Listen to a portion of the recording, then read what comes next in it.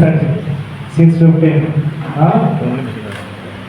I think that is the similar schedule of everyone here. Almost all of the people, those who are not retired. Right? So morning you got time for, little time to chant. But in the evening, yes, you complete your rounds by evening. So maybe it starts with 10 minutes. For the new person to give 10 minutes, 15 minutes out of his busy schedule every day, that's more than enough. So it starts with 10 minutes, let's chant one round daily and read one shloka of Bhagavad Gita together. That's the beginning of the cultivation. And you have to gradually take them to the level of 4 hours or 5 hours daily practicing the devotional service. Getting the point? Gradually. It's like increasing the dose according to the person. Right? How much they can digest. And that's why Srila Prabhupada had given the full morning program for 5 hours, isn't it? 4:30 or maybe 4.5 hours. 4:30 a.m. to 9 a.m. is the full morning program. He has given the evening program also, but generally we don't follow the evening program. But the point is the cultivation, it starts with a little, but it goes on expanding to at least minimum to 4 to 5 hours. Right? Gradually. Right? I'm giving one example. Just like someone is alcoholic deeply, and in India this is called Nasha Mukti Kendra. Right? People go to that centers to get relief from this intoxication, right? So people are intoxicated with the allurements of the material energy. So if immediately you tell them to get rid of sense gratification, would they leave? No. They will not even come back. If you tell them in the beginning that you have to chant 16 rounds and 4 regular rounds, so then only you can enter this Gokul now. They will come? Okay, you maintain your, I will not come here.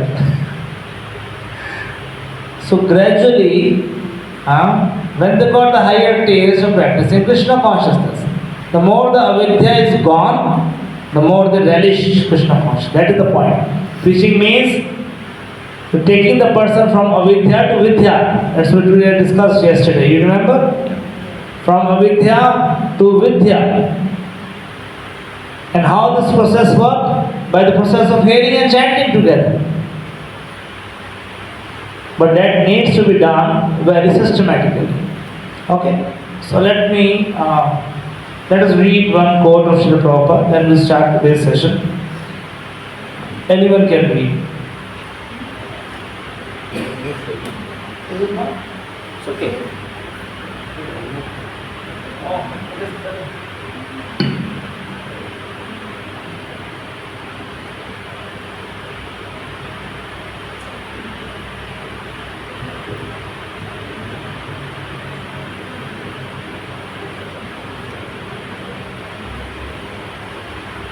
So we need some expert devotees. So we should expert people to adjust the setting. Similarly, we need expertise in preaching Krishna consciousness. I can read. Yes, Prabhu, please. So we should not be disappointed that majority of people do not take leave. What is the use of let me sit down and Vrindavan? Hare Krishna and chant Hare Krishna mantra? No. The Chaitanya Mahaprabhu, he also did it. He never sat down tightly in Vrindavan. He also did it. He traveled all over the India and took so much trouble. So preaching is very important and should go.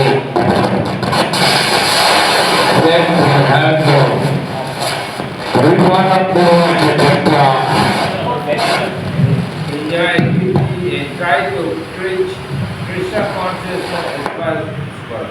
If you remain pure, then your preaching will be successful and you will get encouragement. That is the instruction of all Vaishnavas. The church in Bhagavad 767, December 1921. Yeah. So Srila Prabhupada is saying here, so we should not be disappointed.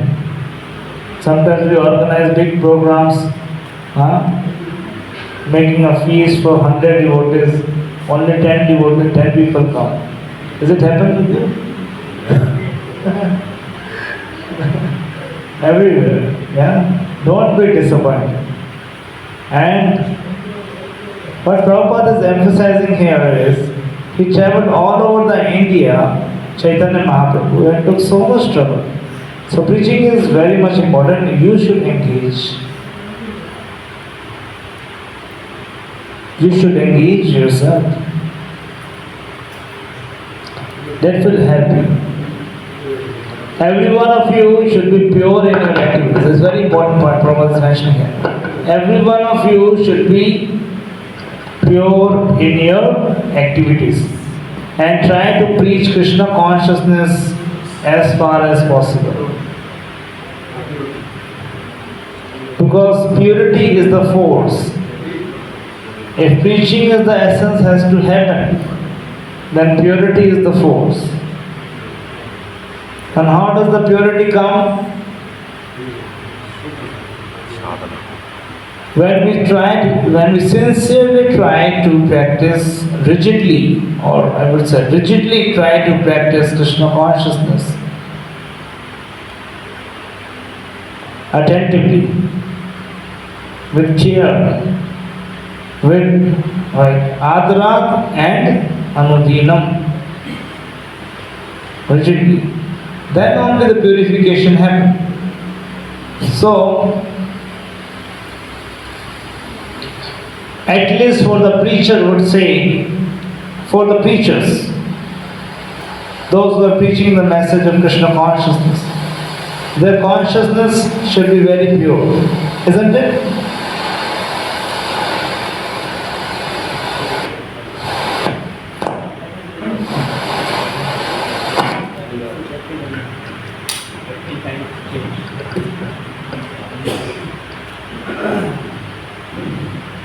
At least for the preachers, I would say that they have to be really pure in their consciousness. The contamination of the consciousness would really affect you and others as well. Because your consciousness is polluted. How would you? If you are polluted, would you purify others? You will only putrefy or contaminate others, right? And that's why, to make ourselves, make our consciousness pure, the chanting should be done with the prayerful attitude. Gokul Maharaj says that we have opened a crying school in ISKCON. It's a crying school. When we chant the holy names, we should try to chant in a prayerful mood, with full of our consciousness dwell in praying to Krishna. Somehow or other, I have fallen down in this material world. Please take me out and make me a particle of dust at your lotus feet. So that's why, dear devotees, in order to give the Krishna consciousness or make others relish Krishna consciousness, you first need to relish Krishna consciousness yourself. Right? And that requires the purity. And the purity comes by chanting, regularly hearing, and eating only Krishna prasad. Right? Eating only Krishna prasad. Okay? And if possible, try to eat the prasadam which is being made by the devotees. Yes, dear devotees, Chaitanya Mahaprabhu says to Raghunath Das Goswami, Visher anna khaile malin hoye man, malin man na paave Krishna rasmaranam. If you eat something which is being cooked by the Vishayi person, Vishayi means the materialistic person, Visher anna khaile malin hoye man. That means that your mind becomes contaminated with the material consciousness.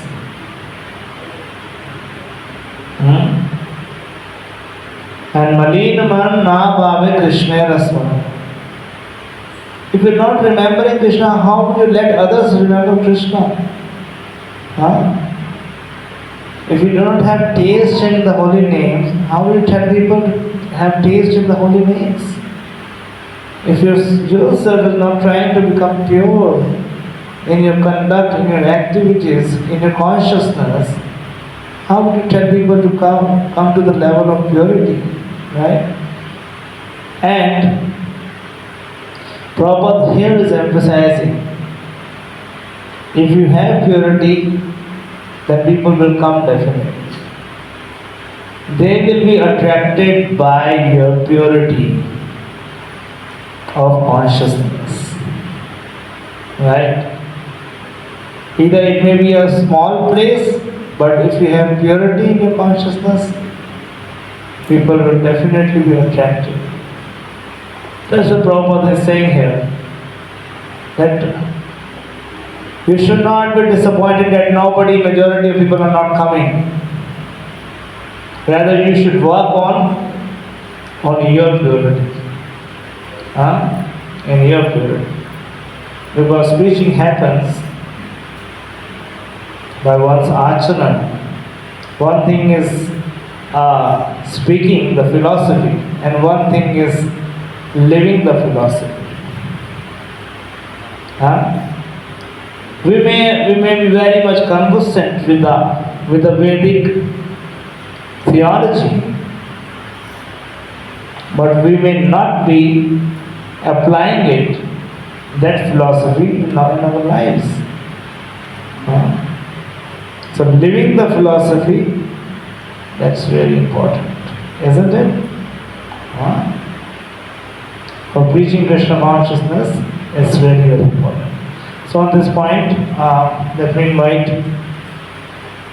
Aman Hari Prabhu to take you through the different principles of preaching Krishna consciousness. Hare Krishna. You want to ask a question? Yeah. Give him the mic.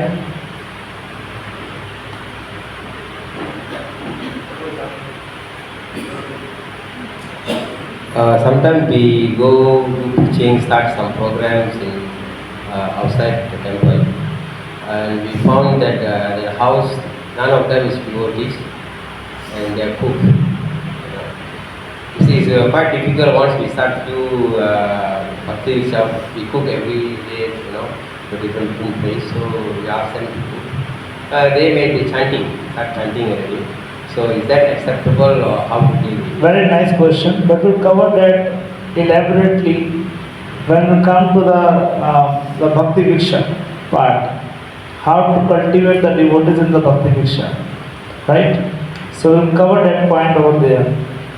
That when we go to some places, they are not even practicing Krishna consciousness, and they cook for us.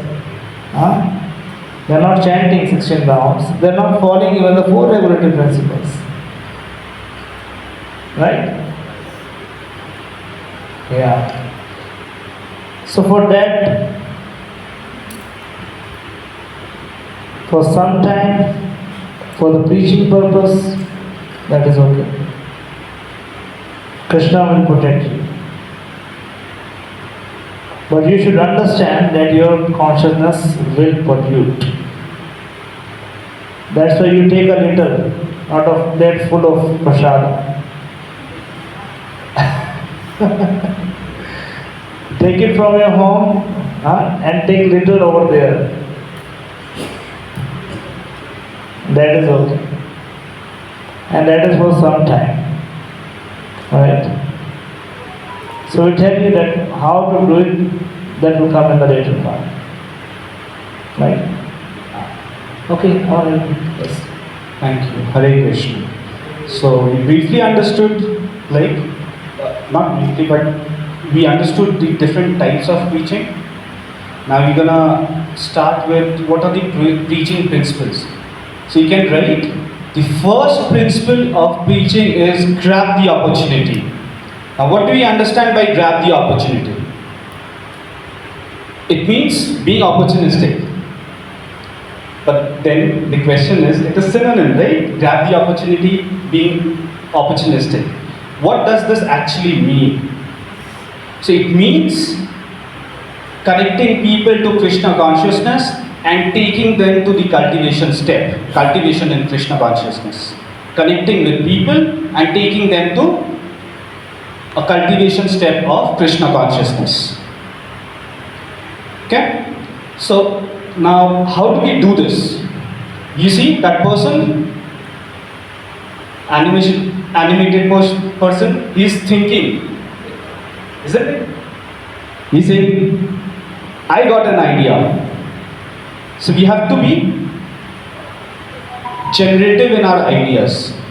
There are handful of examples that we will be giving in upcoming sessions, but then we have to be creative about the ideas of how to cultivate the people, how to catch hold of people, how to bring them to, sustain them into Krishna consciousness. Right? Now this requires some quality, right? What do you think? I mean, only by the desire can it happen? It requires some quality, right? So the quality needed is enthusiasm. Right? We hear this in Nectar of Instruction, text 3. Utsa Nishchay Dhairyat. Utsa. So we have. So enthusiasm. So we have to be enthusiastic about the ways that we wanted to preach, right? We have to be and how do we get enthusiasm? How do we get enthusiasm? Those who are enthusiastically participating in Krishna. Okay. Okay. Okay. How to come here? Purifying oneself. To Purifying oneself. purifying ourselves. Okay. So in order to be enthusiastic, basically, I mean, we all, let's take a practical example, right? If we set a goal, then we begin getting that enthusiasm to meet the goal, right? And for that we have to plan. Now how do we plan? The planning part comes by understanding the mood of our acharyas. We are Goshtanandi. Yesterday we discussed, right? We are Goshtanandis. So the mood of our acharya is that we should preach. We can see this from numerous Prabhupada lectures where he is stressing that we should preach. Even like we are reading Srila Prabhupada Lilamrit, he has, we are there in volume 6, chapter 8, right? Where he has returned from Rishikesh to Vrindavan because he was not feeling well and he realizes that it is his time to leave the body. He is preparing for it. Still what is he thinking? If you read those conversations with Tamal Krishna Goswami Maharaj, he is saying that after he is gone, the movement should continue. And how is that possible that the movement will continue? It is only by the preaching, isn't it?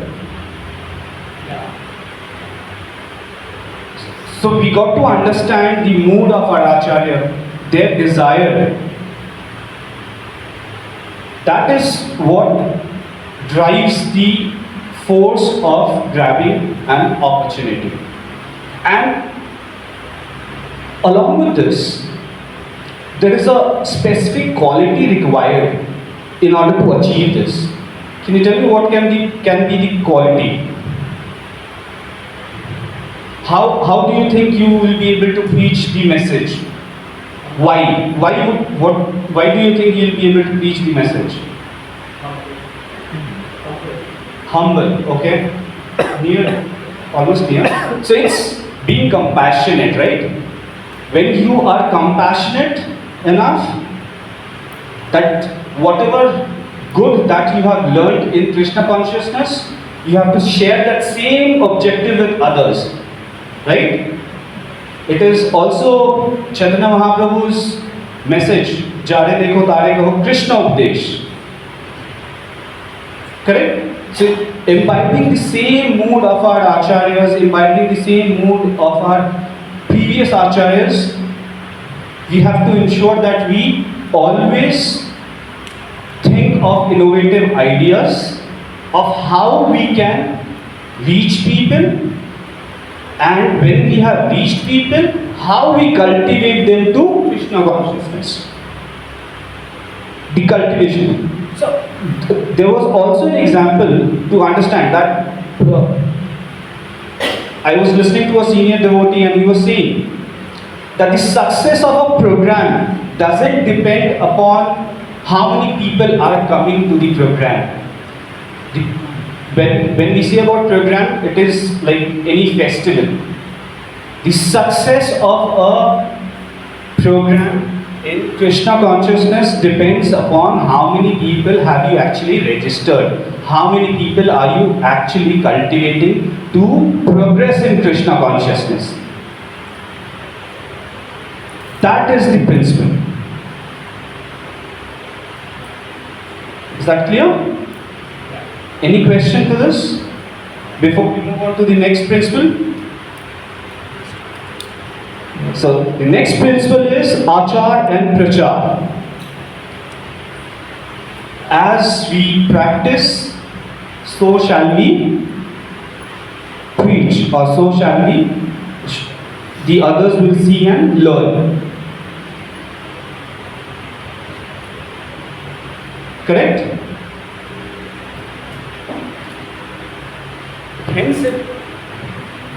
Hence it is always said that, as Prabhuji was saying, that purity is needed, right? Right practicing is needed. Preach what you practice.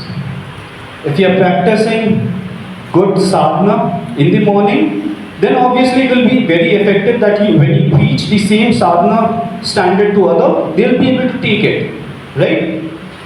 Simple example, a person smoking cigarette cannot ask a person not to smoke, as it is injurious to health. Correct? So the point is that we should preach what we practice ourselves.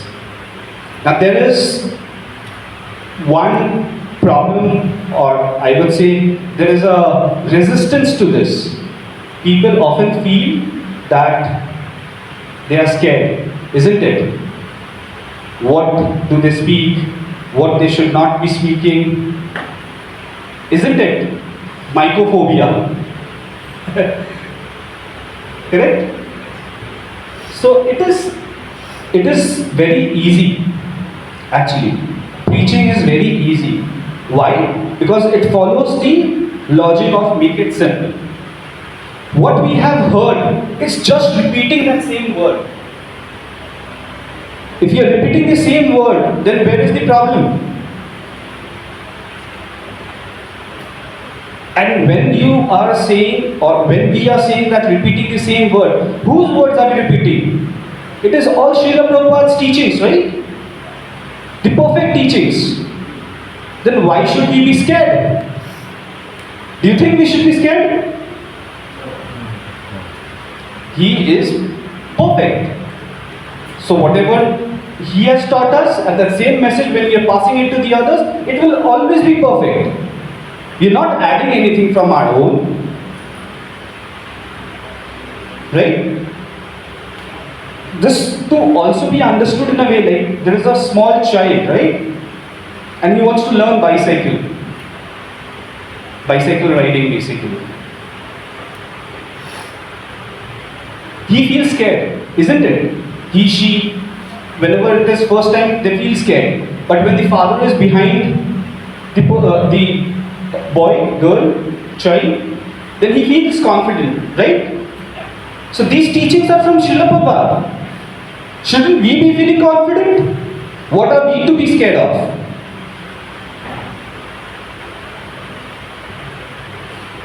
It is repeating. That's why it's written. Make it simple. It has to be as simple the way Prabhupada had explained it to us through his books. We take those books back to the further audience. So this is the second principle, Achar and Prachar. Is this clear? Any question? Bro, the point, make it simple. Sometimes we tend to promote our own ideas to make it simple to reach the audience. It might be contrary to what Srila Prabhupada teaches. What about that kind of scenarios? So, the ideology is that when we are preaching, we do it under the direction of seniors, supervisors. So we should consult them, right? In order to make it simple, receivable by the receiver, should we be trying these alternate ways, these ways? But the base of all those ways will still remain what Prabhupada has taught us. Sometimes I say about this point that in the beginning, sometimes a child speaks not clear language, right? He didn't speak a fluent language. So is it that it doesn't have the ability to speak? No. So in the beginning,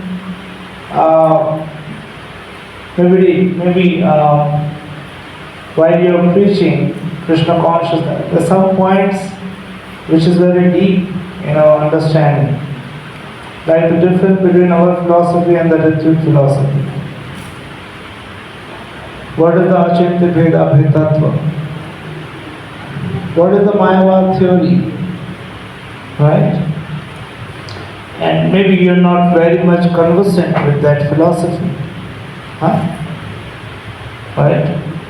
So you just need to be an honest person. That is make it simple means that I will ask my seniors that what is the right thing about it. According to my understanding, I know this much only. But if you want something more, I can ask from my seniors. Yeah. And sometimes also, I feel that there is some scope of independence should be given to the preacher, because he's trying to preach. If in the beginning only you make them fear so much that please do not speak like this, please do not speak like this. So generally our mind, the phenomena of the mind is to catch the negative part first. Oh, maybe that happened to me also. I saw that Mataji, she is speaking and she stopped by 10 minutes only. She has to speak 1 hour and she stopped about 10 minutes only. Maybe that would happen to me as well, right? So this kind of fear, right? Normally generated in our mind when we see some of these examples. But rest assured, dear Prabhu and Mataji's, that Anuttama Prabhu, his was Anuttama Prabhu, Prabhupada disciple, when he gave the seminar of the communication, this is a communication seminar he generally gives. So he said, you are not the first person who is fearful while speaking. So everyone who is on the stage, before holding the mic, there must be some fear, he said. But that should be a healthy fear. We should have confidence that हमारा क्या गुरु होइया तारा देश योग्यता विचार किछु नहीं पाए तो हमारा करुणा सार. Right? Whatever qualification is there, I don't have any qualification to speak. Do we have any qualification to speak the philosophy? No. But who is giving us the qualification? The Guru, the Acharya, we are representing them, and that's why the prayers are very necessary. The prayers are very necessary. So there are two kinds of fear. One is regarding the qualification. Am I qualified or not? And second is, do I have the skills? Do I have the skills to give a lecture or preach Krishna consciousness? These two kinds of fear are there when we preach Krishna consciousness, and that they both are existing in the mind. Right? So first thing I made it clear that we are not preaching, we are not qualified, but the Acharya's mercy, the devotee's mercy, they make us qualified. I always say, because Abhay Charan who called me here, so he's making me qualified actually. By his mercy, only I can speak here. Right? Right, Prabhu?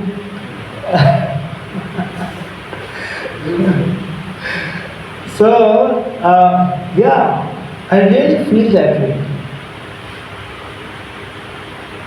And second thing is, do I have the abilities or the techniques or the skills I have?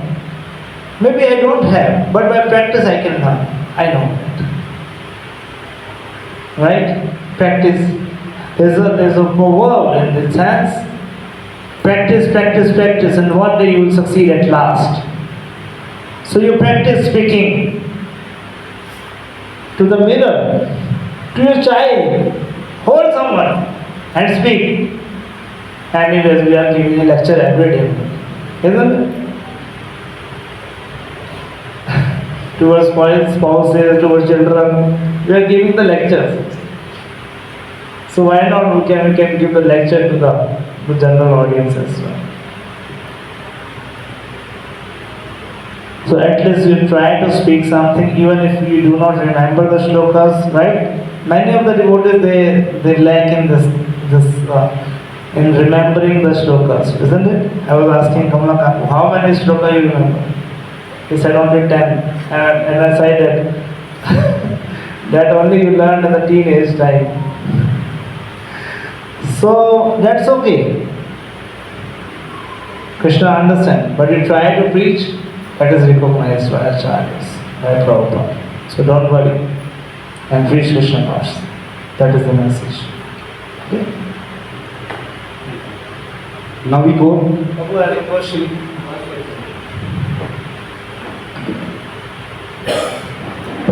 Prabhu, this achar, so devotees achar is Krishna and all that. When we go out and then we see the outside people, their achar is basically they worship devas. Right? So there's a big clash when we go and introduce.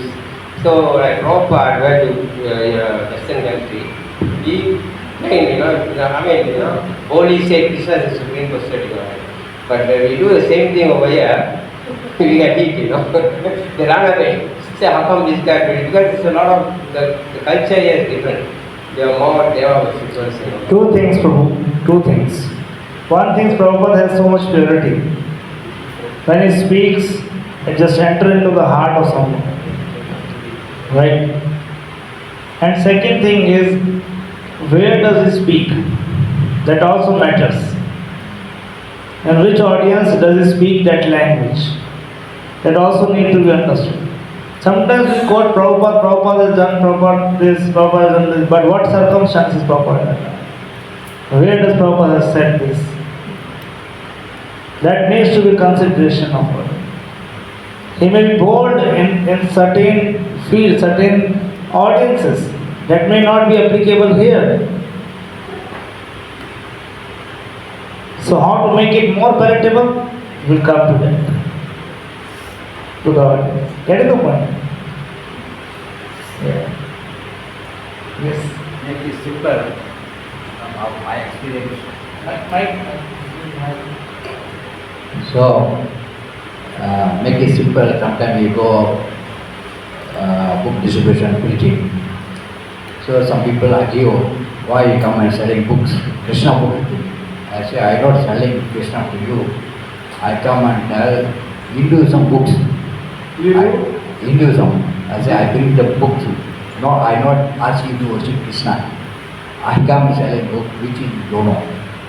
So this book will help you to understand. Then this way sometimes I convince the people. Sometimes say, oh, you say Krishna Supreme. Your people always say Krishna Supreme. I say both of you Supreme. Sometimes make simple to understand, don't argue. I say, in the Hinduism there is a Krishna, there is a Vishnu, there is a Shiva. We cannot avoid one taking another Krishna. So sometimes we make it simple to understand. So many people sometimes say, oh, you talking different, other people are different. I talking my experience. For years I got experience of the community. Earlier we have so much fight about the demigod. You say Shiva is demigod. Those times you all get so much problem. So now we stop that kind of a way. So we way different way, make simple people understand. So we this way we speak to let them they take a book. Then they read book, they can understand. But we're selling about Krishna, but we are different way, we teach them. No, I'm not selling Krishna, I'm selling Yeah, this is the perfect example of time, place and circumstance. Right? So when we go out, we don't argue with people that who is good, who is above, who is this. Right? We try to convince people you take this. Then when you read the book, then you immediately understand, right? Yeah. So one more thing about this, to when, how and where, to give what examples about this Deva worship or Shiva worship, what is the difference and all. It depends on the faith of our audience. Dear devotees, while you are preaching Krishna consciousness, try to understand the faith of the audience. Right? And accordingly, you deliver your lecture. Right? If there's so much faith in demigod worship, this worship, that's why I said, depending on the audience, because it will hit their ego so much. Actually, Prabhupada said that Satyam Bruyat Priyam Bruyat. Prabhupada emphasize on this one. In the material world, this principle should be followed at all times. I can show you that letter also. Satyam Bruyat Priyam. That we need to speak the truth. But that truth should be very palatable. It should be defined in such a palatable manner. So how can it be possible? So we'll speak on that later on. Yes, please.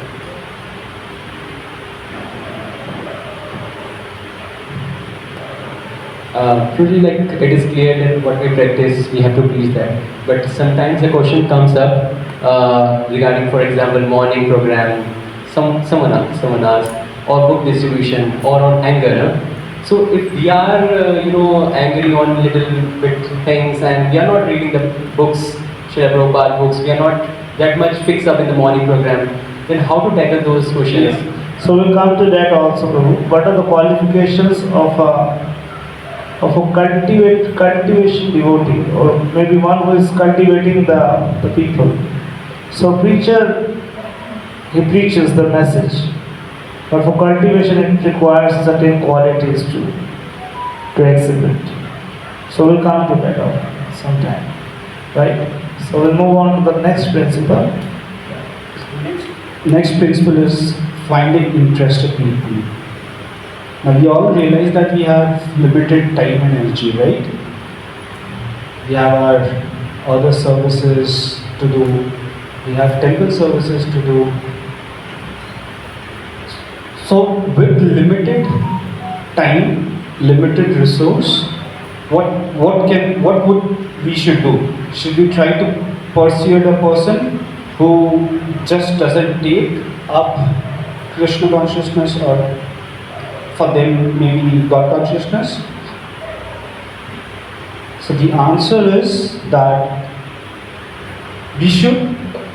the answer lies in an example. Again, I'll demonstrate with an example. There is a wet grass, there is a dry grass.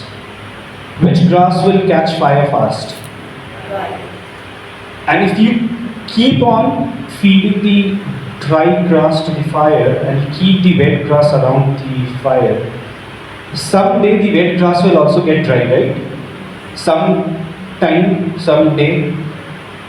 So that's the mechanism, that you find interested people, but you keep other people also around, other people whom you need to preach, because it is also an instruction that Jare Dekho Tare Kaho Krishna Updesh. But our focus, our plans should be for those interested people. Those people who would be further instrumental in drying the wet grass.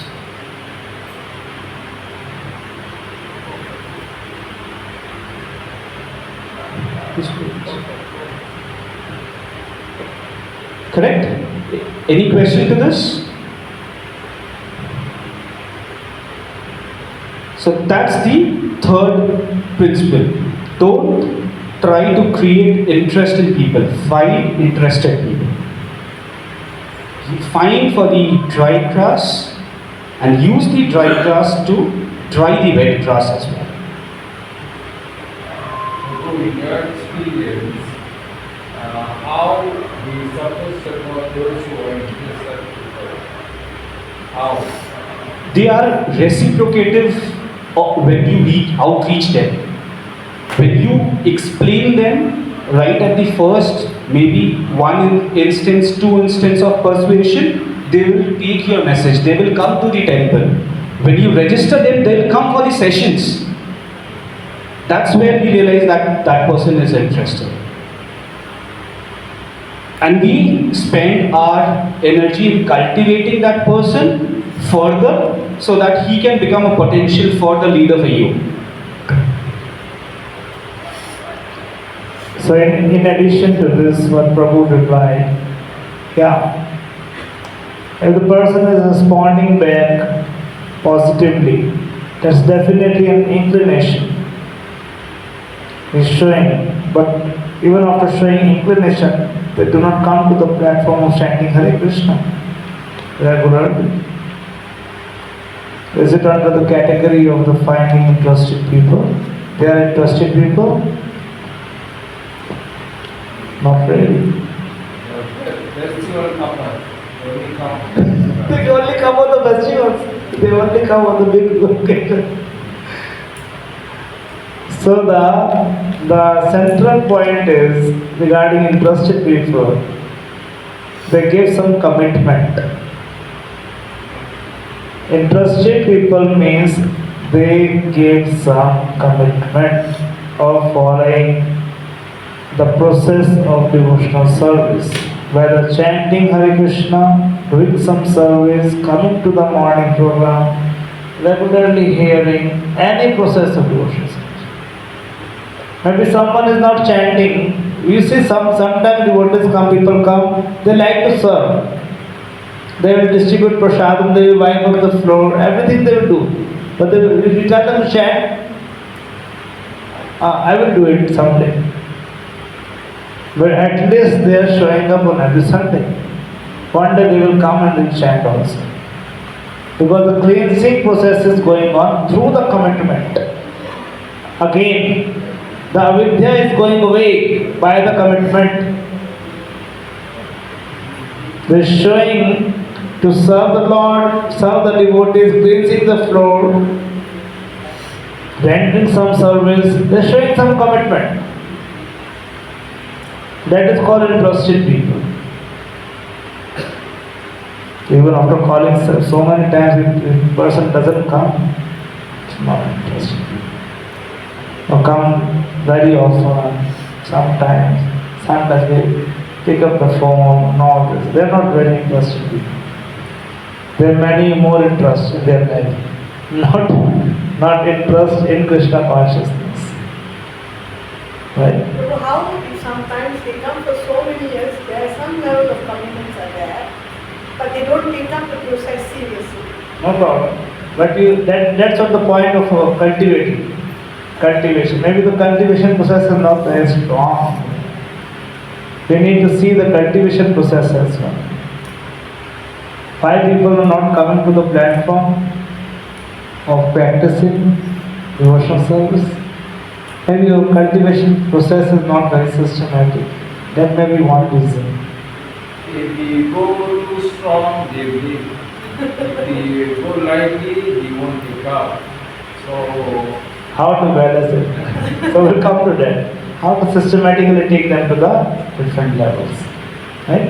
When they genuinely practice Krishna consciousness, giving their heart to Krishna consciousness and leaving all their material objects aside, and they got taste in spiritual practices. Yes, that's possible. That's possible. So maybe we need to check it on our cultivation method. Yeah? So these are some experienced devotees. They came with me. They have been preaching in Bhakti Viksha. They have cultivated so many devotees. And from their cultivation, so many leaders came. And from the leaders, more leaders came. And from the leaders, the more leaders come. It's like a 3-4 generation they have already created of leaders. Isn't it? 3-4 generations already been created. So that means the cultivation process is very strong. Right? If the preachers are coming, the leaders are coming from the preacher, from the preaching. That means a very strong process of cultivation. One thing is you take them to the initiation mode, and other thing is you take them to the preaching mode. They are becoming the leaders, they are becoming the servant leaders. Or some are taking lead in opening up of the Namahatta in different places. Isn't it? You want that or not? Yes. So those you are cultivating, what is your target? To open more Namahattas, to open more preaching centers, to open more temples, so people can take more shelter in Krishna consciousness, isn't it? Right, Prabhu? We want that. Yes, we'll discuss about it. How to make that cultivation possible. See, the point is, we are being cultivated nicely by the mercy of our spiritual masters. But we do not know the process how to cultivate the people around us properly so that they come to our standards. Is it the problem? Yeah? Yes. So we have been practicing Krishna consciousness so long. You know, I heard yesterday 20 years, 30 years the minimum. So what about others? So we are cultivating a devotee or cultivating a leader. When they become a leader, they are more dividing. More dividing? They want to become leader, they open another one and they start a one. So our program, our cultivating devotee, which is the best? Cultivating devotee or cultivating leader? First make them a devotee, then they automatically become a leader. And that's not a leader, but that's called a servant leader.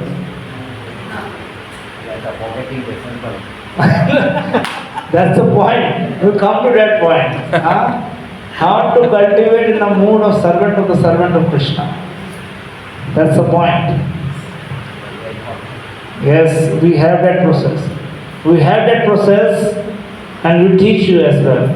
We have made some modules, the curriculum, the semester-wise teaching, everything we have to train the devotees in the culture of the servant of Krishna. Yes.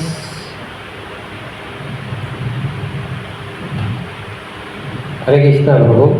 So, Prabhu, sometimes we go to house preaching or book distribution. We do find some people are very interested. Krishna consciousness, they say they will come to the temple. Even they actually ask for location, we send the location and everything. And then we follow up at least 3-4 weeks, but they never turn up, you know. Is it because of our purity is the problem? No, the Is it process because may, of, the process may be the issue. Maybe we do not know the process actually. Maybe they are not very much interested in the Bhakti Viksha. What is the Bhakti Viksha? I don't know the Bhakti Viksha. They'll make them like me, them only. They'll make me like them only. Right? They have the scare. And they're scared of it. So we'll come to that point. How to take the work from the devotee from one-time program to the cultivation. There is a bridge in between. There is a bridge in between. We'll come to that. Yeah. Your questions are very attractive actually.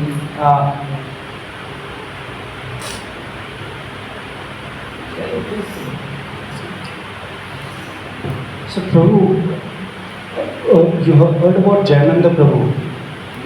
Jayananda Prabhu? Whose picture is usually in front of the Prabhupada disciple. So, you know, he used to take prasadam for non-devotees. And he continued that for years. When Jayananda Prabhu left the body, those people came to the temple crying their heart that he was such a sincere devotee. And those people got in contact with the local ISKCON authorities and got themselves as, became a devotee basically. So we don't know like how long will it take. We also have to have a little more patience. We have to be more cultivating. That's what Prabhuji is saying, that the process has to be a little more rigorous. Yeah. So now, next we are going to understand. Okay, this is called the Bhakti Viksha leadership training. After the values, sorry, you have a question. Sorry. I couldn't see that. Sorry, it's my mistake. I think giving the agenda for cultivation, sometimes I couldn't share.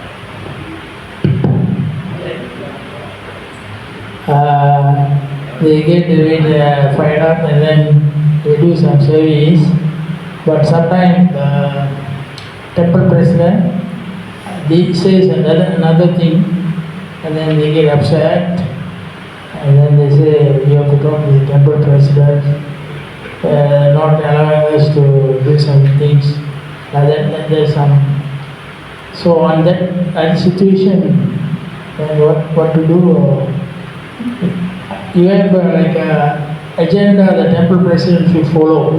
Every temple president will follow. This is the cultivation procedure or something.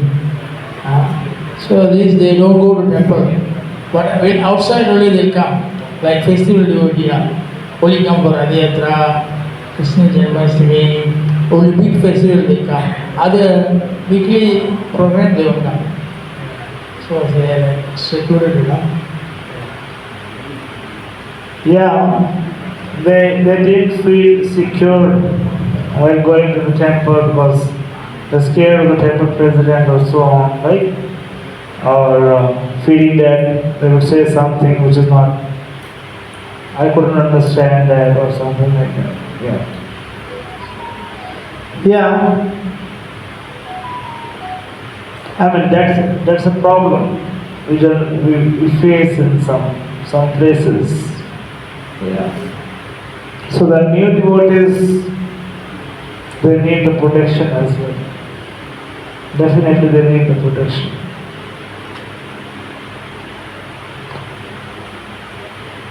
Also, there should be a healthy discussion between the temple authorities, the president and the Bhakti Viksha leaders to say. So that because ultimately we want more devotees, isn't it? We want more devotees to serve the temple only, isn't it? We want more devotees to participate in the preaching mission. So definitely, Prabhu, in an unhealthy state, we need to give the protection to the new devotees. Definitely. Yeah. They couldn't understand these things. They couldn't understand the inner conflicts and the fights, the verbal fights and all. They couldn't understand these things. You see, outside this is happening, then why? I just stay back in my home, bhajan Hare Krishna, Hare Krishna. I don't know. So we need to give protection. That's definitely. Sure, we need to give protection. But gradually, we need to train them as well. We come to that part also. After they come to some standard, we need to train them as well how to deal with certain situations where things may not be according to your. Because you see, I give you one example. When a new devotee comes to the temple, what does he expect? Devotee stop him nicely, give him a prasadam and then deities. If he goes to take prasadam and everyone is getting the prasadam, he will not get the prasadam, or I am not serving the prasadam. You are from that Namahatta, I will not give you the prasadam. So how would you feel? Right? So that happens. That happens sometimes. So the solution is we need to train the devotees. After a certain while, we need to train the devotees. Right? Even if after facing these kind of circumstances, how should you see it? How should you behave? How should you deal with such situation? Even without losing the respect for the authorities. Right? That's also possible. We come to that. Yes. The more your questions are coming, it's my diet is more increasing actually. My appetite is increasing. I want to speak more about it. Good. So this is the Bhakti Viksha leadership training. The leadership training aims to help the leaders and preachers in Krishna consciousness to identify the simple methods of contacting new people. So it has three objectives to cover in this training. First is to contact the new people. Simple methods of contacting new people. Second, cultivating them through step-by-step process. And the third is effective way of conducting the Bhakti Viksha class. Okay. So there are many trainings. Just like this is the first level. There are many levels of this training. This is the first level, which is called Bhakti Viksha leadership training. After this level, there is a level called counseling, care and nurturing in the Bhakti Viksha. How to counsel the devotees in the Bhakti Viksha. Right? So this is another level. And after that, there's certain different levels are there. I'm not going to explain that. I'm going ahead. Okay. I'm coming straight to the point of systematic preaching. Okay. Can somebody read? Where's the mic? There's someone mic.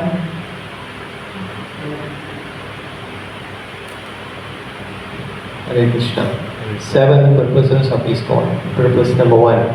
to systematically propagate spiritual knowledge to society at large and to educate all peoples in the techniques of spiritual life in order to check the imbalance of values in life and to achieve real unity and peace in the world.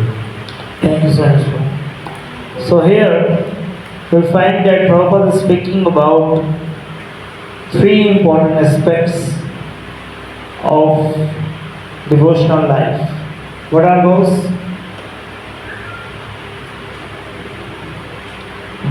Beyond that there is nothing in our scriptures. And that's what Prabhupada is speaking here. Educate all people. Yeah, what does it call in Sanskrit term? It's called Sambandha Jnana. It's called Sambandha Jnana. Second is called Avideya. And third is called the Pariyojana. Right? Prabhupada is speaking about Sambandha, Avideya and Pariyojana here. Sambandha means knowledge. Avideya means the skills. And Pariyojana means the values. The knowledge, skills and values. KSV. Sambandha, Avideya and Pariyojana. But how that needs to be given? Systematically. The word here signifies systematically propagating the spiritual knowledge to society at large. What does it mean by being systematic? How would you define the word being systematic? Anyone? Systematic means what?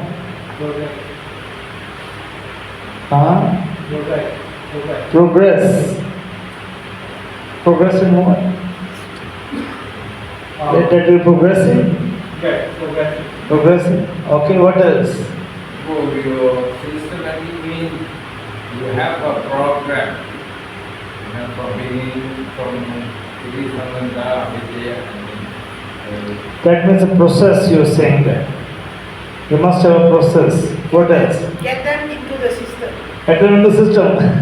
so that they go through all these three processes. Write it down, dear devotees. Systematic means it must have a goal.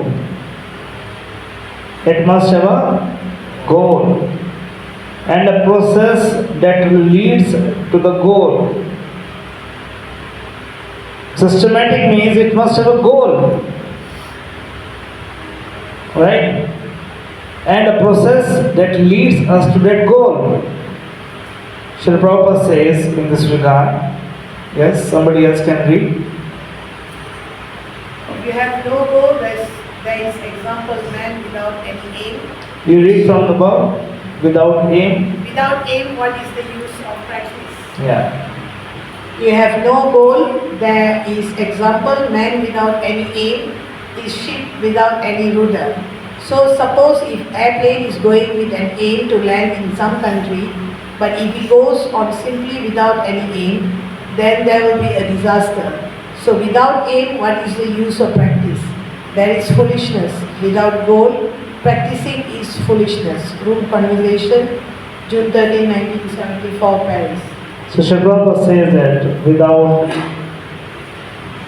without goal, practicing is foolishness. If you don't have any goal, he gives the two examples here, ship and the airplane. So systematic means it must have a goal. So we know and we understand what is the goal of practicing Krishna consciousness. What is it? Achieving? Krishna Prema. Krishna Prema. Thank you very much. Desired result is Krishna Prema. Right? But let me ask you that what is the goal of preaching Krishna consciousness? What is the goal of preaching Krishna consciousness? To deliver?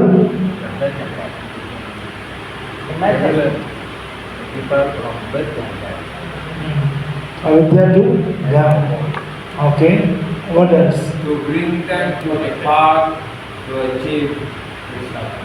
Okay, to bring them to the path of achieving the Krishna Prema. Anything else? bring them to connect to Dr. Gopal and our Guru Parampara. Okay, bring them closer to Sri Prabhupada and the Guru Parampara, yes. Purify the heart. To purify the heart, yes. Connect that soul with Guru Parampara. Okay, to connect the soul with Guru Parampara, similar. To please Sri Guru and Gauranga. To preach, To please. to please Guru, Sri Guru and Gauranga. The goal of preaching Krishna consciousness is to bring more devotees and make happy devotees. Jai. Jai. Right? Two things. To bring more devotees and to make happy devotees.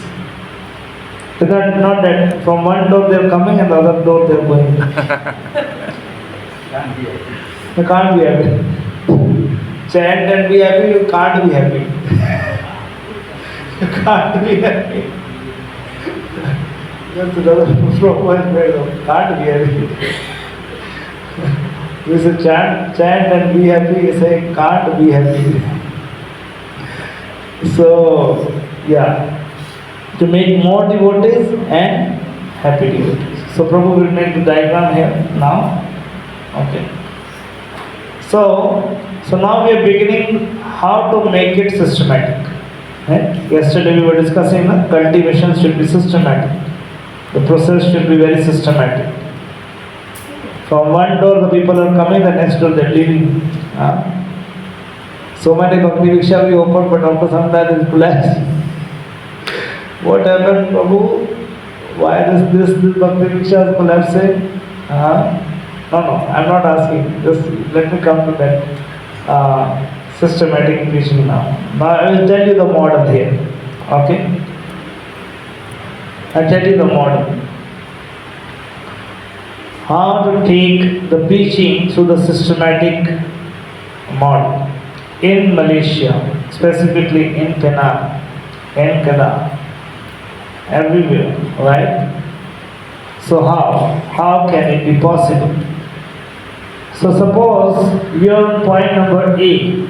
Prabhu is drawing that, you can see on the board. And you want to go to point number B. And there is a river in between. There is a river in between. And you want to make something permanent to go to point number B. So what would we do? Make a bridge. To make a bridge. Thank you. To make a bridge, over bridge. Okay? So point number A means, this is called OTP. Please make this diagram in your diaries as well. Point number A means the OTP, the one-time program. Point number B means the cultivation, the Bhakti Viksha, the youth program, the girls program, the children's program. You can write down some examples here. OTP means the book distribution, Harinam, Sankirtan, Rath Yatra, festivals. These are all OTPs.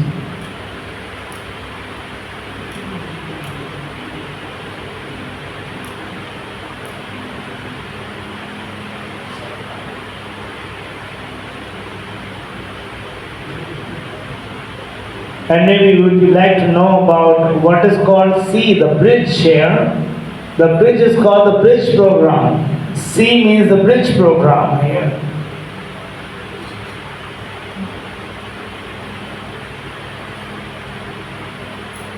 Okay, cultivation side.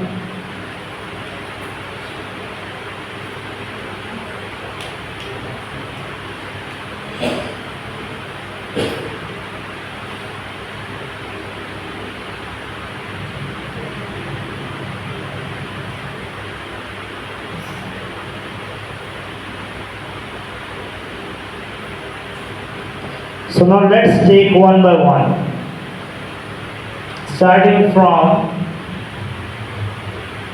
point number A. Thank you. Or Gita class, or maybe here Gita class would think that this is a different program. So maybe youth program, or the base, or base for youth, right? The center, the youth preaching center. The online classes. Yeah, that should be regular only. Yeah, online classes. Yeah, online Gita classes like that.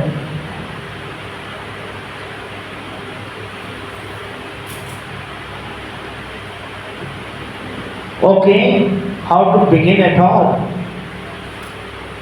How to approach the new people? The first point is this: systematic means from point number A. From point number A, we need to go to point number C and then B. So let's discuss on the point number A. How to become systematic in our approach.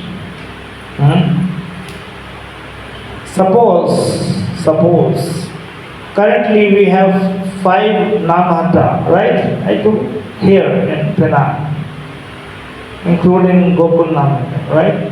We have 5 Namahattas.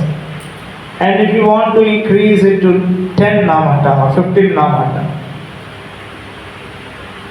right? How would you do that? How would you go and approach in different areas? You need to go to different areas, right? And reach, and maybe to make it more self-sustaining, and from Namahatta to the preaching center, and from preaching center to the temple. So that needs to take place. What is the process? Right? What you need to do?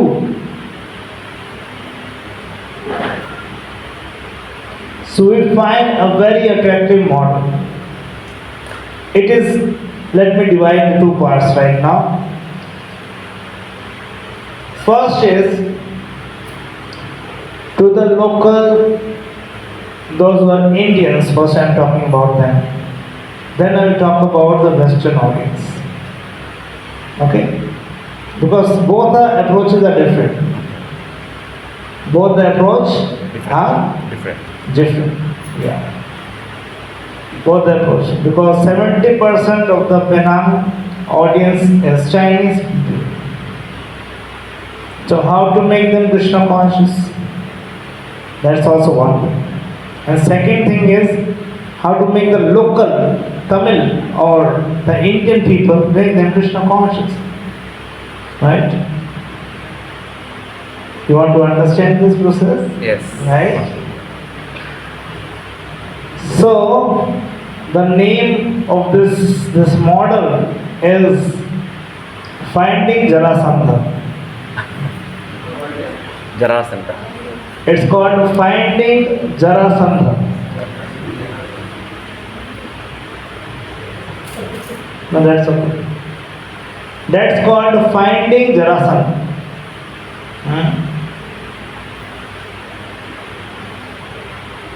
So you heard the story of Jarasandha?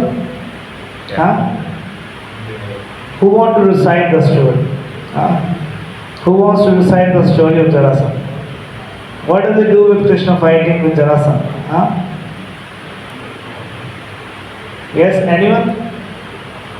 All of you are very small, huh? All good. You know, we must know about the story of Jarasandha. Who wants to recite the story of Jarasandha? What does it do when it comes to Krishna? Huh? 17 times. 18 times. Yeah. So every time he comes with a set of people, right? And it is said the 17 times he takes so many akshunis in us, crores and crores, even the quantity of people he took, it is more than the Mahabharata war actually. And what does Krishna do? He left Jarasandha and then he killed all the people, right? So finding Jarasandha means finding an influential person who can invite all the people associated with him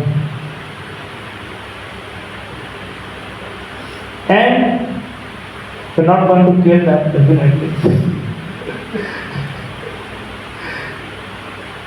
We'll make them Krishna conscious. That is the process of finding Jarasandha. So I am giving you now the details of this finding Jarasandha. Very lucrative, very attractive, and it takes you any level of reaching, By this simple method, we opened 20 Namahatta centers. 20 Namahatta centers within a period of just 4 years. Just 4 years it took to open the 20 Namahatta centers in different locations. It may be 50 kilometers away, 100 kilometers, sometimes 200 kilometers away. And we open different centers in different locations. How it would happen?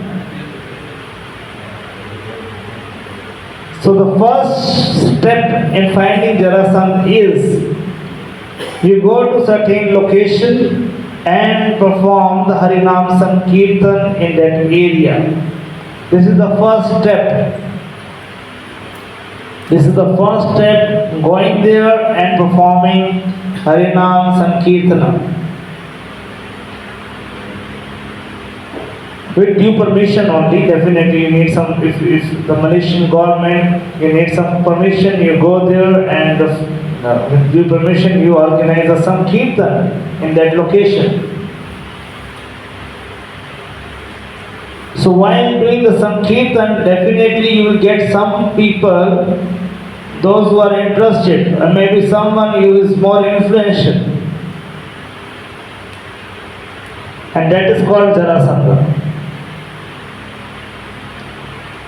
And you may talk to them that we want to conduct a one-day program here in this area. And that is the first program in the area which is called the Hare Krishna Festival. We call it as a Hare Krishna Utsava or a Hare Krishna Festival. A festival of dancing and chanting Hare Krishna. A festival of dancing and chanting Hare Krishna. So suppose today is 15th of June. Today is definitely, not suppose, it's today is 15th June. And you want to conduct the program on 15th of July. There, in that area. So you perform some Sankirtan there and try to contact the influential person called Jarasandha. And if you got a place to hold that program, it may be a temple, it may be a community place, it may be a small house, it can be anything. We need a certain space just to hold a program. After 1 month, maybe you need to make some flyers. Here we call it flyers also. Yes. Right? You have to make some flyers to distribute to a few people, those who are Indians, right? And invite them to the program. In that program, you suppose that 15th July has come now. So first, before the program, again perform the Sankirtan. Hold the Sankirtan in that area, invite people again, and after that, perform a Kirtan, like our general program. How do we perform the program? Perform Kirtan, doing some Katha, dancing, and after that, feasting, right? But before that, you need to do two things. You need to distribute the Japamala, the chanting beads. And second is the books. Give them the books, a small book of Srila Prabhupada and one chanting bead. And tell them to chant regularly. Right? At least you hold this program every month, not weekly, because it's a new area. Try to understand. You are new in that area. People do not know you. It's not that goodwill is there. So it's a new area for you. People do not recognize you. So once a month a program happened in the beginning. After doing this program for 4 to 5 months or maybe 6 months, once a month, then you're going to hold a bridge program that is called 7-session course. That is called 7-session course. I will talk about it after a little while. After 7-session course, you're going to open up first Bhakti Viksha in that place only. So, the 7-session course on what? Sorry? The 7-session. Yeah, I will come to give you that. Yeah. I will give you that. What is the 7-session course? How it can be conducted? It's a 7-session course based on Bhagavad Gita. It is very attractive topics. Search for happiness. Does God really exist? One God or many gods? Who am I? Why bad things happen to good people? Yoga for modern age and practical spirituality. It's very attractive topics for the newcomers. Right? So in this way, you open a Bhakti Viksha in that area. But simultaneously, the weekly program is going now after 6 months. Simultaneously, once a month, you hold some of the festivals in that area only. We don't have a center, we don't have a temple, we don't have anything Namahatta there currently. But we try to hold some festivals there only. Just like here, I learned from Kamala. He told me that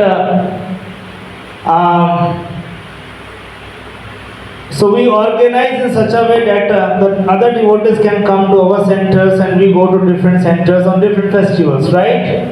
Just like you need to celebrate the Gaur Purnima, so it will be celebrated in different days, right? So similarly, there we celebrate in these places we celebrate the mini Rath Yatras. So it is not possible every time to hold big Rath Yatra because the financial, it takes so much finances actually, isn't it, Prabhu? So much finances it takes to hold a big Rath Yatra. Who would collect? How it can be possible? It's not that one person can do it, right?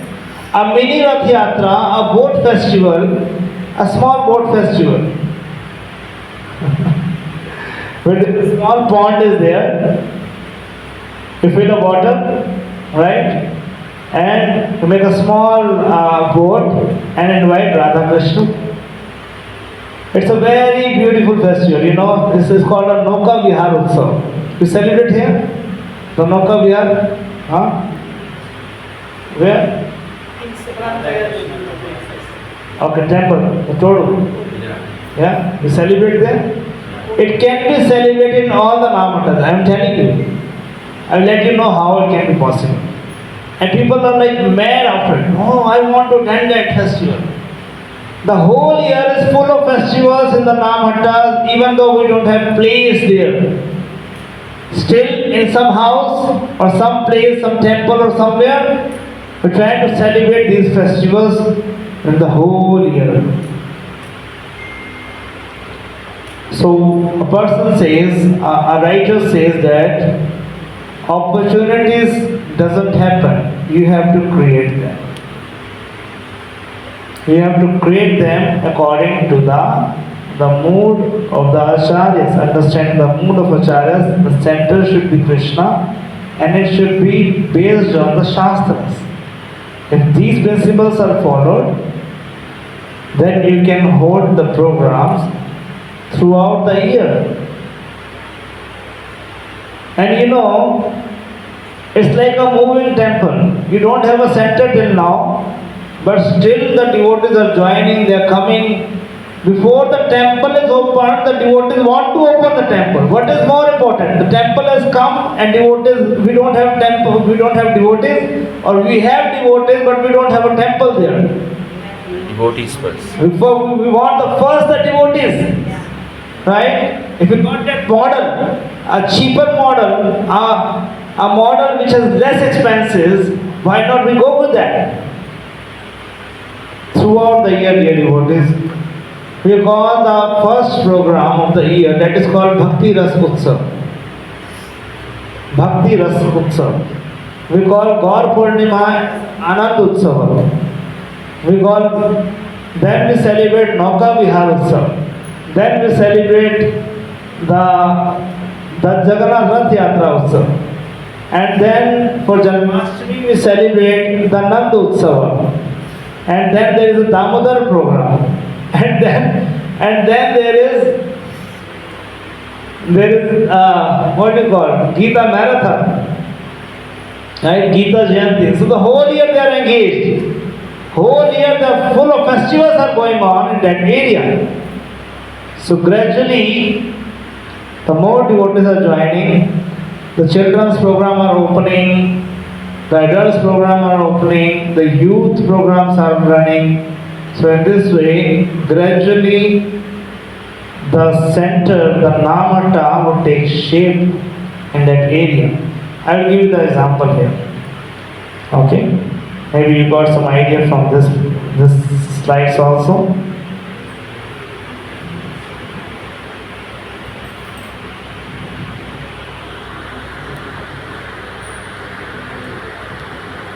There we go.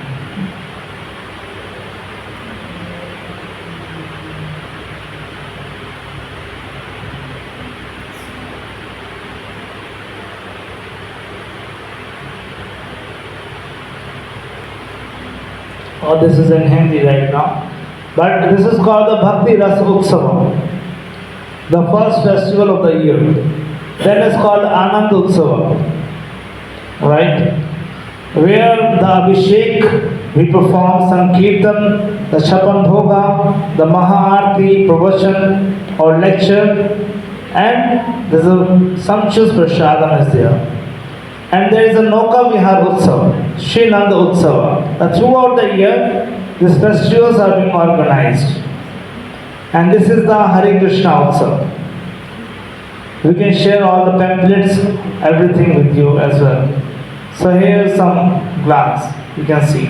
The sound is not coming here.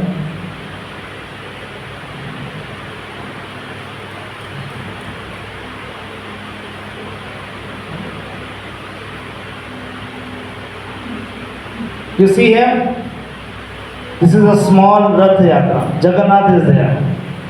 It's a small Rath, Jagannath Rath.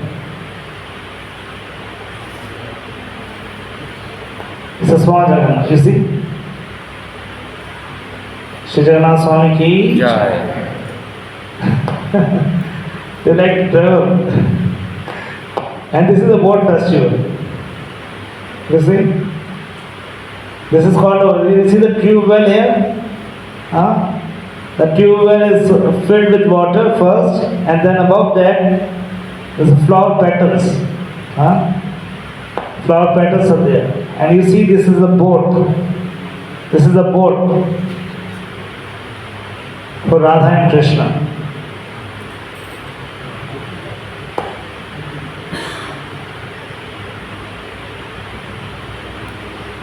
So like that. So it's because everyone, they don't come to the temple, isn't it? I was meeting one devotee in the morning.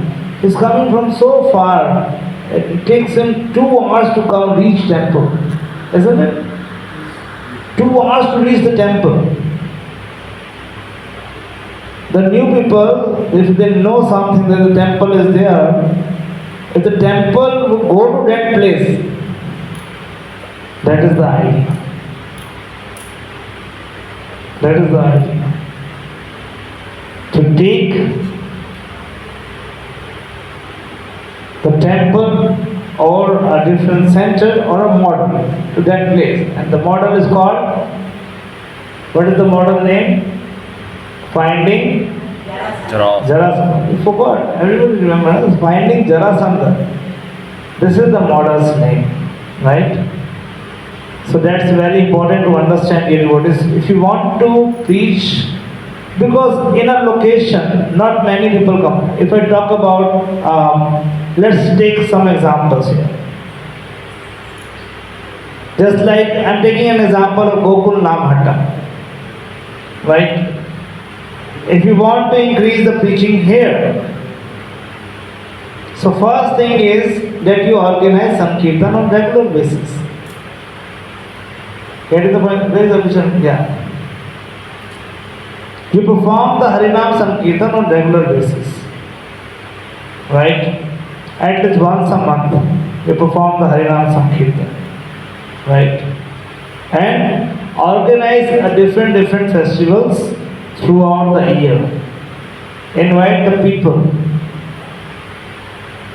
And then we'll come to the second stage of 7-session course. You know, in these programs, many people come. Not the normal audience. The many people, the new people, they also come. So we try to register them for the 7-session course, or a 4-session course, or a 3-session course for the children. So that we can take them to the Bhakti Viksha programs. So ultimately, Finding Jarasandha means organizing some festivals in the different locations, performing Harinam Sankirtan, distributing Prashadam, distributing books, distributing the Japamalas, and taking them to regularly to these programs.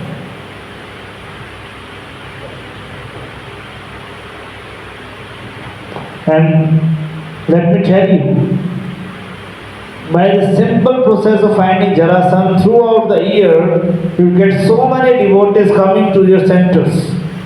Every time you see the devotees are increasing.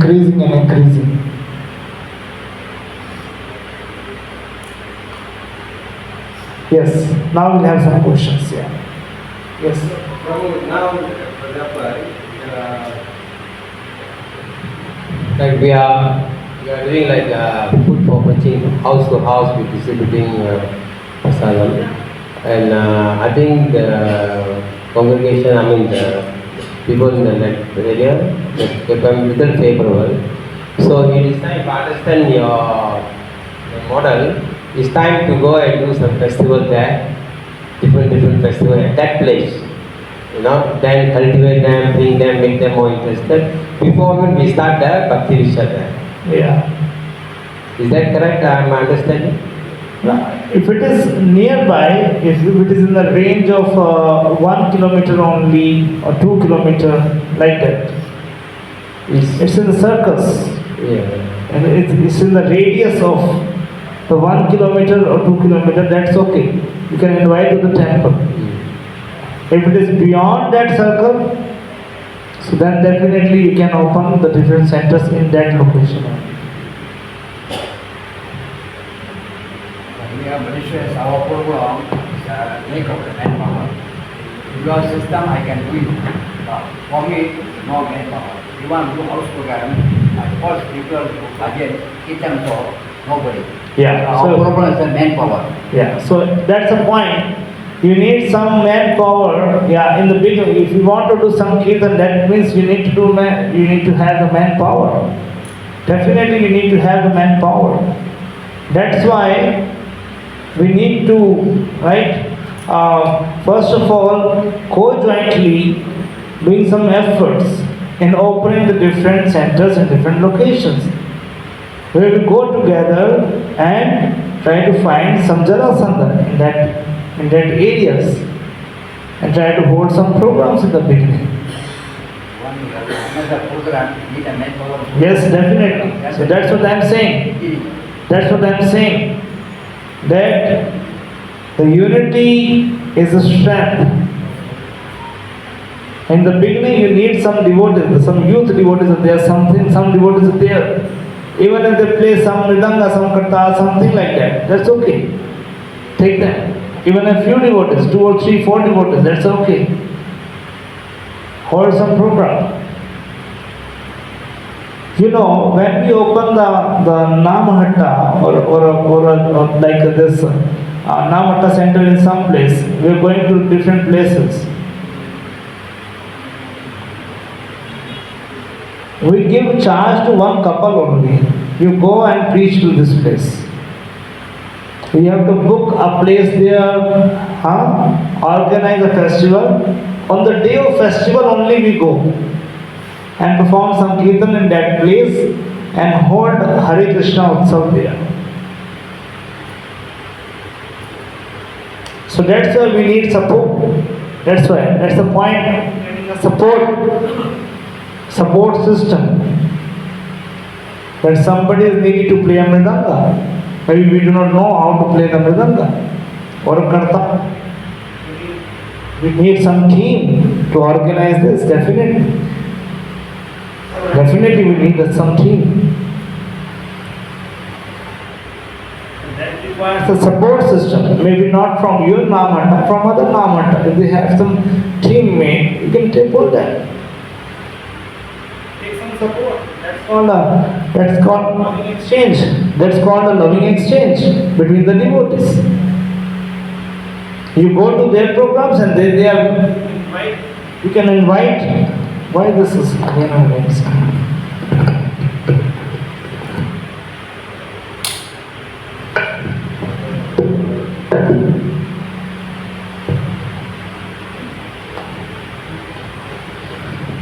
So we have to pull the resources from each other in a loving mood.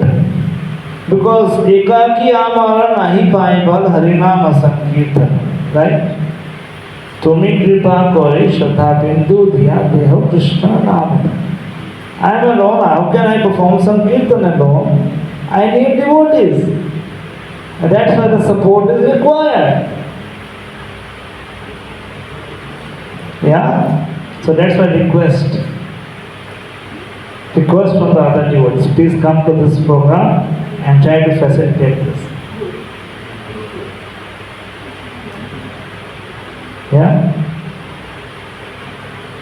So this is one model where we can start the preaching in different locations, in different areas. Right? Now, the second part of it is preaching to the Western audience. Preaching to the, because they are the majority. Preaching to the Western audience. No, can I interrupt? Yes, please.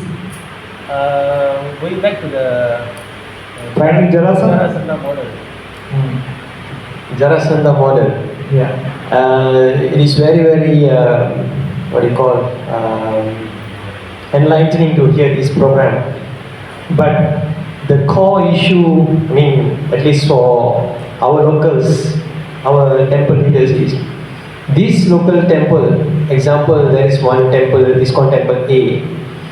There is very less congregation presently at that temple itself. Because as you say, for us to go out and find Jarasandha, it is enough, a single devotee is enough. Am I right, bro? So, but the problem is we don't have that kind of enthusiastic devotee to go out and hold that program. So that's why you first focus on your center first, on your temple first. It is for those who have the centers running successfully, but they don't have enough devotees. So they go to different areas and find Jarasandha there and open different centers. in those locations as well.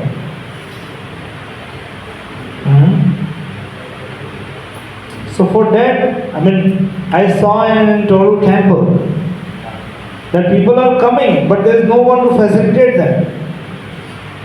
No one is preaching to them. No one is guiding them. After my lecture of Sunday Love Feast program, people are coming to me that how to take shelter, whom should I talk, and all this. Because today's topic was 4.34. So people are asking this kind of questions. So we don't have that model there. That means they are just loitering. They're coming to the temple, and that's a very right point. If in that temple only the devotees are not there to facilitate, why should we go out? First facilitate the temple. And that's why I said in the beginning you focus on these 5 centers or 4 centers, the 4 Namahatta centers. You hold these programs there, organize Harinam Sankirtan, invite more devotees, and then perform the 7-session course and Bhakti Vishya programs here. More and more. Increase the number of devotees. Apply this model in the current Namahatta center. Is it okay, Abhicharan Prabhu? Implement the Jarasandh model here only in the present existing centers, the Namahatta centers. That is a proposal. I am giving just a proposal. That's up to you how to apply. But I can tell you the ways to apply, right? Yeah. Is it okay? Abhicharan, any comments? Yeah. Any problem?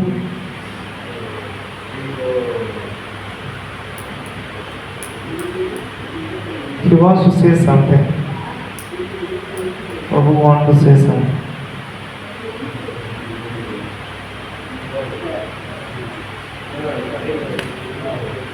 Okay.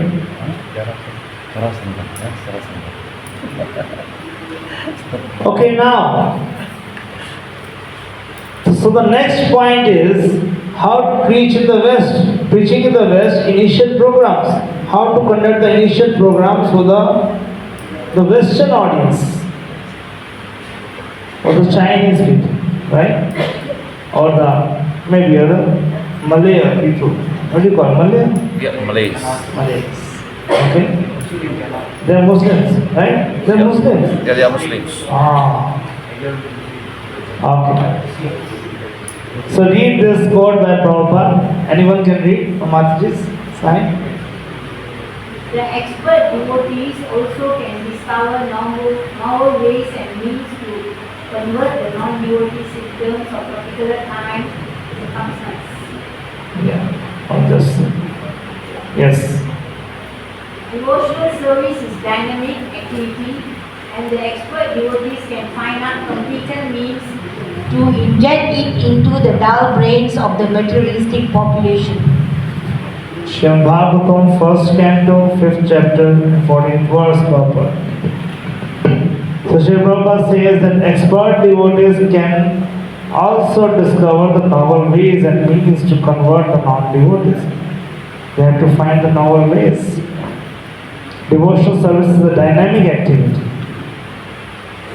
And the expert devotees can find out competent means to inject it into the dull brains of the materialistic population. Right? So some of the initial programs now I'm going to share.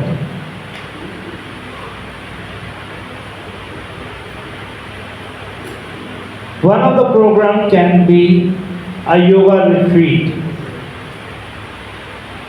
Right? And you can also hire some professionals to perform the yoga. Maybe some of you may know the yoga. They are yoga experts. They can hold some yoga retreats.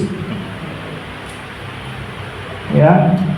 And many people, like the Western audience, they know about yoga, right? Currently it's so famous.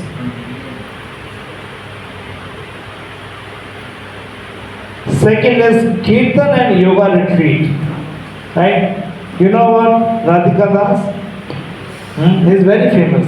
And many Western audience, they are attracted by this kind of retreat, you know. You can hold that program. Just like Yaduraj was, somebody was mentioning that he's going to hold a program here. But that's basically focusing on the devotees, right? But for the newcomers also, you can hold some, you can organize in some auditorium or somewhere where you can invite some of the devotees like that, and many newcomers will come because you do not know the Muslims, the Chinese people, they are also hearing his kirtan, and this is called the kirtan and yoga retreat. Currently, this is very popular in the outer world. This is called the cognitive behavioral therapy, CBT. How many of you know about it? Nobody knows here. Who knows, huh? Abhijit, you know about it? Can you speak about it? Yeah? Here the microphone. No? I already mean it's more like yeah. Something like related to the mind. Yeah. Because of the loneliness, or because this is the number one problem of the current society. Whether it's Chinese or Russian or European or anyone. They're suffering from this, and this is therapy. The cognitive behavioral therapy is being given. It's nothing but just like it's like a counseling. And we can open a spiritual counseling center or a number we can give in the paper or something like that. We can recommend it through the government of Malaysia, even through that also. So people can take advantage of this counseling being given by ISKCON. ISKCON is giving the spiritual counseling to the people on the line, online. They can call us anytime and we can facilitate that. This is one way. This is one way. Next is discover your permanent happiness. This is the course, we'll talk about that. We'll talk about that as well. And then it's called Value Education Contest. It's called VEC or VEO also, Value Education Olympiad. We can hold this Olympiad for the children's. In different schools we can hold this contest, this Olympiad. Because it is value based. It doesn't have a relation with Bhagavad Gita or anything. It is a value based seminar or value based contest which has the attractive prizes and anyone can be part of it. You can hold this in different localities, in different schools, definitely, that can also be possible. And then maybe a festival of colors, maybe a festival of lights. Festival of colors, festival of lights. The Western audience, they are very much attracted with this concept of festival of color. They like to become and that's part of it. Next is be a monk challenge. 7-day challenge, be a monk. Come to us, right? And strengthen your mind and determination. Get to know yourself better spiritually and focus fully on the spiritual practices, away from distractions. It's called 7-day challenge. Yeah. It's for the youth basically, right? But anyone can be part of it. Okay? And then there's a mantra yoga retreat. Maybe you can hire some professional music events also. And there you can tell about the mantra meditation facilities, what we can do. And also, there can be many events, mantra meditation events and well-being retreat, simple retreat, mind, body and soul, like that. But the essential takeaways in this is that, first, it should be local language programs. Getting the point? If the Chinese people are coming, somebody should know about, they should know the Chinese language. First, they should know the Chinese language. I don't know actually, but maybe. How many of you know the Chinese language? Anyone? Here? No one? Hey, Amritam. Hey, Mike speaks very nice. Well, second is here you can engage it.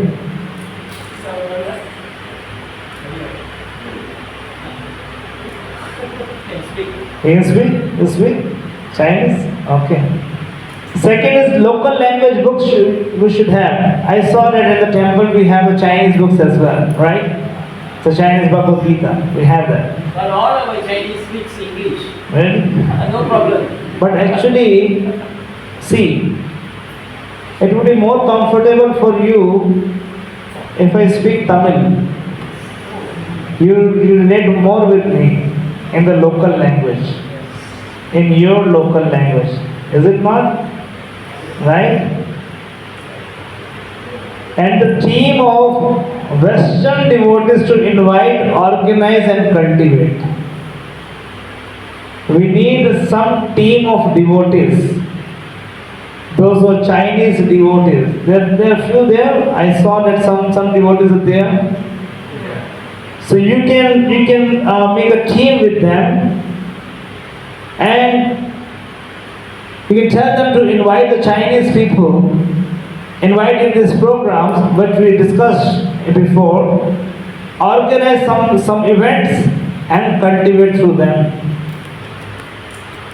It's a well-designed program of self-realization followed up by cultivation progress. So, yeah. So the second program is the 6-session course, which is called the Personality Development Through Self-Awareness course. You see the topics here? It looks attractive. It is spiritual topics, right? Stress to smile. Does God really exist? Eyes to see God. Art of mind control. Yoga for modern age and practical spirituality.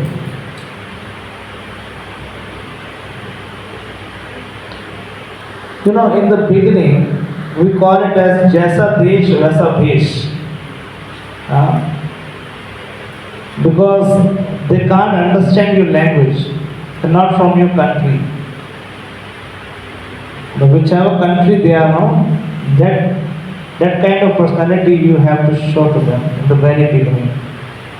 So the first program can be very attractive, maybe a yoga retreat, maybe a festival of colors, maybe a value education course. But the second program is this. This is called a 6-session course. If you want some slides, everything we have. Followed up by the cultivation program, which is called the Bhakti Yoga Club.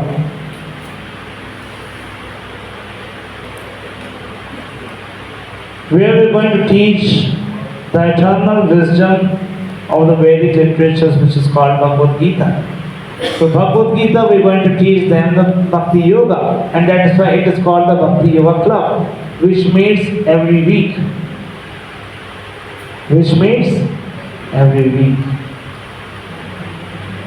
So in this way you will see that, or you know, whatever I'm showing you here, it is being applied all over the world. It is not that I am showing you something which is very new or something like that. It is being applied in London, it is being applied in Africa, all the continents, it is being applied somewhere. I am telling you, dear devotees, it is being applied. If you want the Western preaching model, it is there. It is there. So in the beginning, okay, so I told you about 2 concepts. First is finding Jarasandha, and second is preaching to the Western audience. Right? Finding Jarasandha, and second is preaching to the Western audience. Now the third point is, the third aspect is how to attract the youth. Because we want youth or not? Yes, we definitely want the youth. The other day I was talking to Kamla Khan Prabhu that we can go and hold some programs in the university We have many universities in Malaysia, right? In Penang, we have many universities. So we can hold one-time program there on Stress to Smile. And then after that we can open a center nearby that university only. Try to invite the students there in the center, in the youth center. This is called the youth center, where the youth can come and be part of this Bhakti Yoga club or a preaching center. Gradually, and we can facilitate them if they follow 4 regulative principles, chanting few rounds, and attend a little bit of morning program.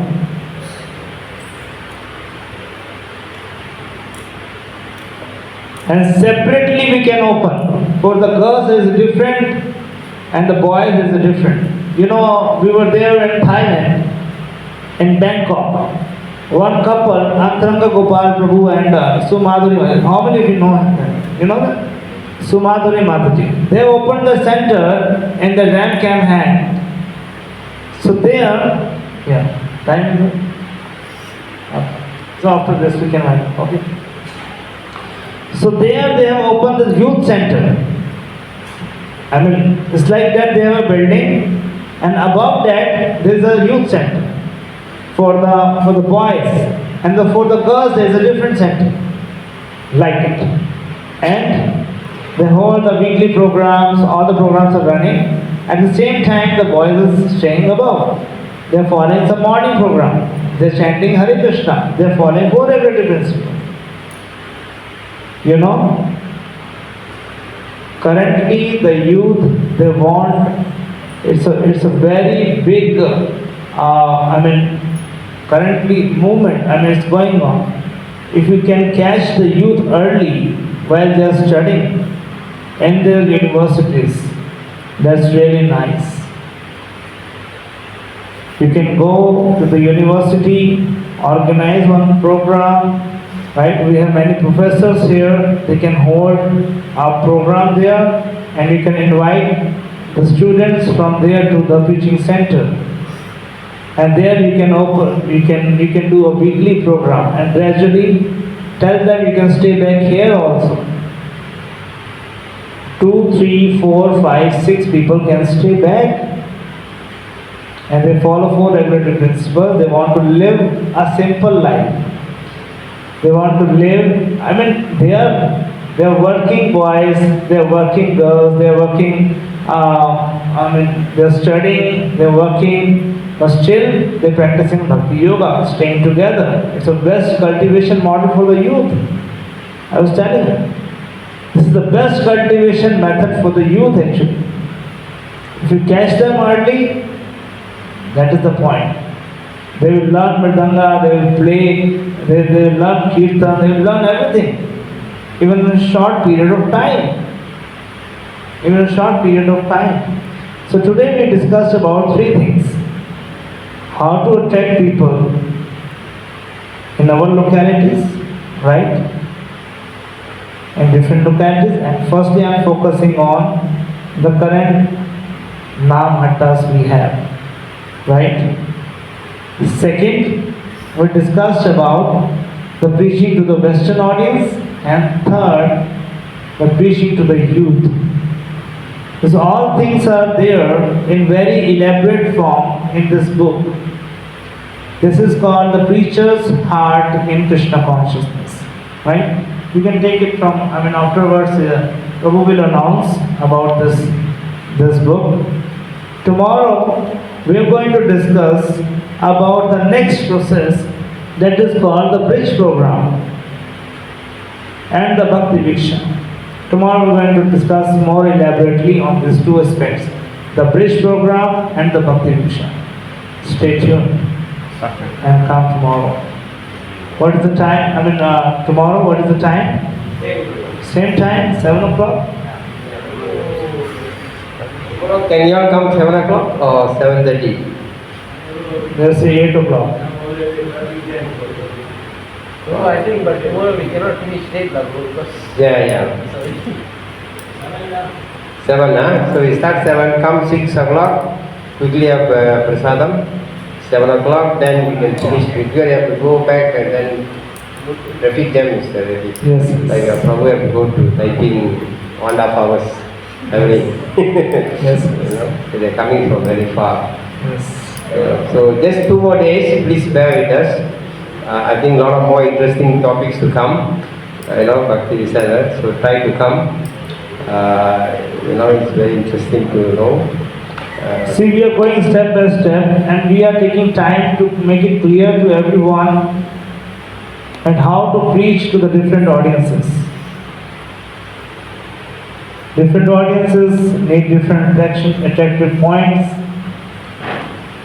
to hold the programs at different times.